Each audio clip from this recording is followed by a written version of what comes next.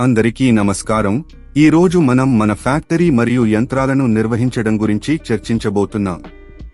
ఇది ఉత్పత్తులను మరింత సజావుగా తరలించడానికి మరియు మరింత సమర్థవంతంగా పనిచేయడానికి మాకు సహాయపడుతుంది.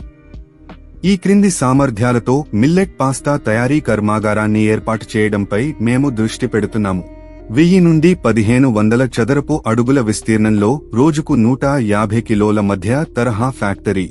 మొదట మేము ముడి పదార్థాల ప్రవేశం మరియు నిల్వతో ప్రారంభిస్తాము. సులభంగా దించే ముడి పదార్థాల నిల్వ కోసం ప్రవేశ ద్వారం సమీపంలో ఒక ప్రాంతాన్ని కేటాయించండి. ఆ తరువాత పిండి మిల్లు తీసుకోండి. పాస్తా తయారు చేయడానికి ఉపయోగించే చిరుధాన్యాల గింజలను పొడి చేసి ఆపై పిండిగా మారుస్తారు. తరువాత మీరు మిక్సింగ్ మెషీన్ను ఉంచండి. పాస్తా పిండిని కలపడానికి ఈ ప్రాంతం.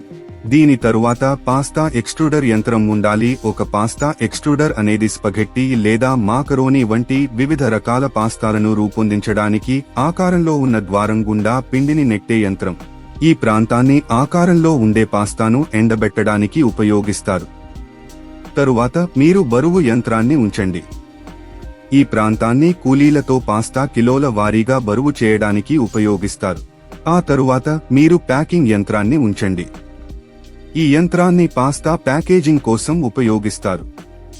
కార్మికులు ప్యాకేజింగ్ పూర్తి చేసిన తర్వాత నిష్క్రమణ సమీపంలో పూర్తయిన ఉత్పత్తి నిల్వ మరియు పంపకం కోసం ఒక ప్రాంతాన్ని ఏర్పాటు చేయండి.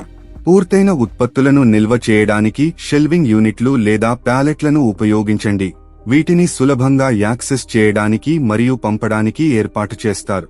ఈ అంశాలన్నింటినీ పరిగణనలోకి తీసుకుంటే మీరు మిల్లెట్ పాస్తాను సమర్థవంతంగా ఉత్పత్తి చేయవచ్చు. ఈ వీడియోను చూసినందుకు ధన్యవాదాలు. వ్యాపార్ కోచ్ ఛానెల్కు సబ్స్క్రైబ్ చేయండి.